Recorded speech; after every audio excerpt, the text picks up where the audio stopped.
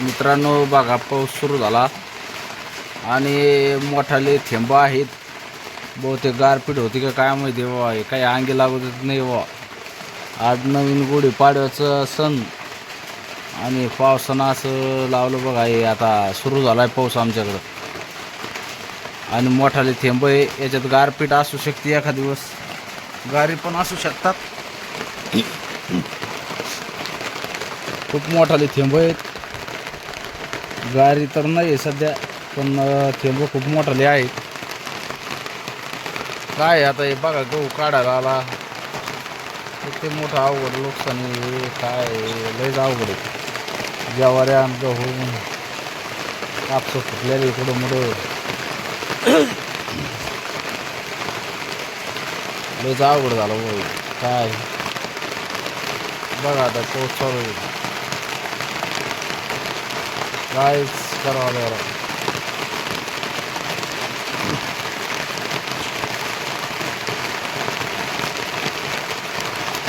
कधी काय व्हायला लागलं काही मिळत नाही. पाऊस कधी पडून राहिला. आता पावसाचा टाईम आहे सध्या. मिळणार कधी बी आपला पाऊस चालू व्हायला लागला आहे. मोठा अवघड झाला व शेतकऱ्यात. कायच करावं काय नाही समजा ना. कुठलाच माल घ्यावा, कुठलं काय करावं.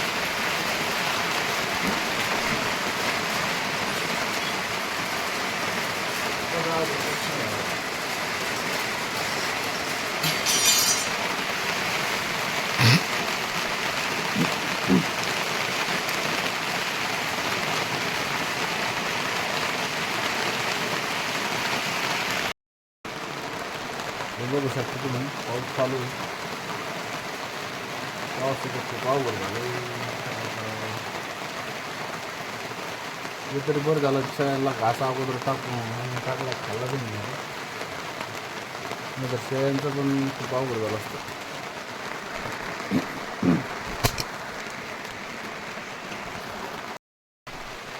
तरी मित्रांनो, घास कापून आणून टाकला, शेळ्यांनी खाल्ला, आबाद झाले शेळ्या. नाहीतर शेळ्या उपाशी राहिल्या असत्या. पण घास आपण पावसाच्या अगोदर नियोजन केलं होतं, घास कापून आणला. आता हा असा पाऊस चालू आहे, पण आता किती वेळ राहतोय आणि किती पडतो याची काही गॅरंटी नाही.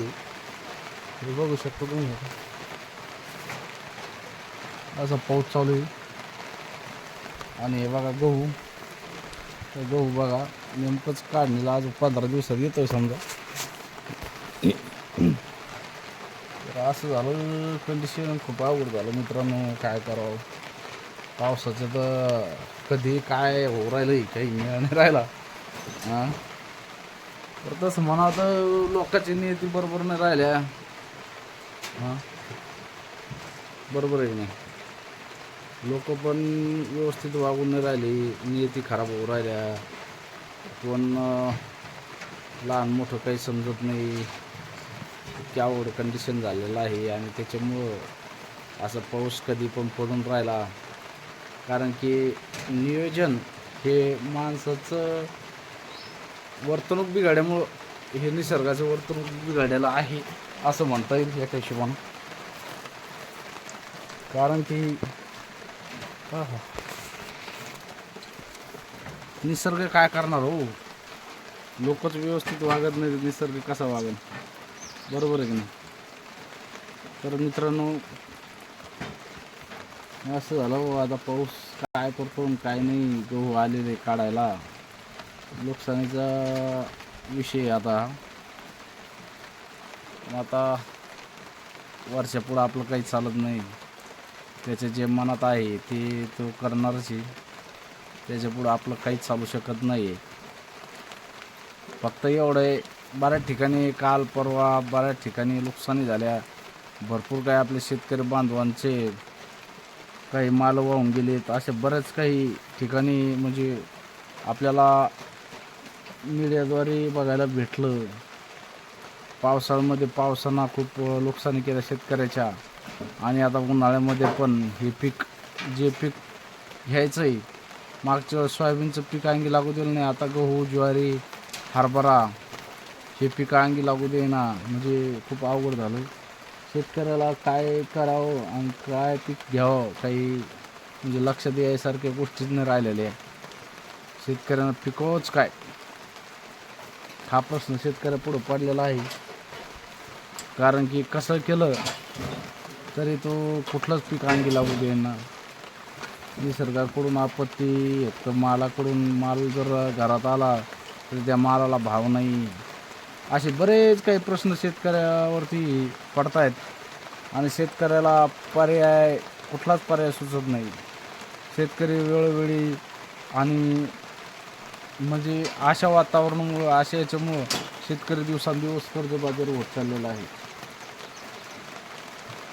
आणि त्याच्याबरोबर हे शासन जे आहे, हे सरकार जे आहे, हे सरकार पण शेतकऱ्याला पाठिंबा देत नाही, सहकार्य देत नाही.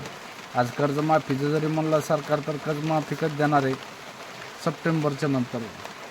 अहो पण इकडं आज शेतकरी मरायला लागला, शेतकरी मेल्याच्या नंतर देणार तुम्ही, त्याला काय महत्त्व आहे बरं?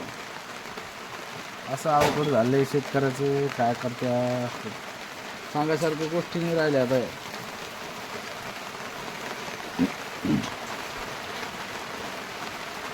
वाढला आता पाऊस, काय जाऊ कडे काम.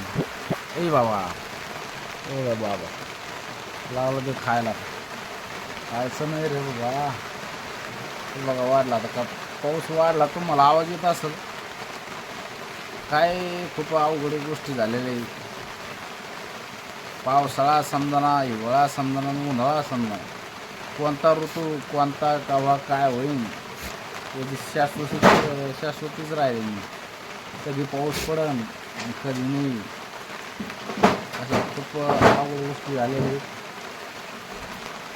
तर काय आता सगळ्या जागा गुढीपाडव्याच्या तुम्हाला व तुमच्या परिवाराला हार्दिक हार्दिक शुभेच्छा. काय असं म्हणलं शेतकऱ्याचं काय काय अंगी लागणार आहे? अहो रात्री सकाळी म्हणजे सकाळी 3 वाजल्यापासून आभाळ गरजत होतं आमच्याकडं. तर रात्रीच्या अक्षरशः लोकांना झोपाने रात्रीची पळाली, ताडपट्ट्या घेऊन शेतामध्ये गेले 2-2 माणसं. आणि आपलं जे काही गहू ज्वाऱ्या पडलेल्या आहेत, ज्या समजा गंज पडलेले ते झाकून टाकले, हरभऱ्याच्या गंज्या. शेतकऱ्याला रात्री झोपसुद्धा येऊ नाही, इतका अवघड आहे. पावसाचं झालेलं आहे. तिकडून ते पंजाब डक साहेब बरोबर सांगतायत, हवामान अभ्यासक. तर त्यांच्या मागे लोक लागली. अरे काय धंदा आहे काय नाही. अहो शेतकऱ्याचं संरक्षण आज किती लोक हुशारीमध्ये, किती लोकांचं नुकसान झालं असतं. आज ताबडतोब लक्ष देऊन झाकपाक करतायत आणि ते झाकपाकीमुळं आज शेतकऱ्याचं नुकसान कुठंतरी थांबतं येईल. आज या पंजाब डगनं किंवा आपले जे तोडकर साहेब आहेत यांनी जर माहिती नाही सांगितली तर बरंच काही नुकसान होणार. तर चला मित्रांनो, व्हिडिओ खूप मोठा होता आहे, त्याला विराज नाही, आता जे व्हायचं ते होईल. धन्यवाद.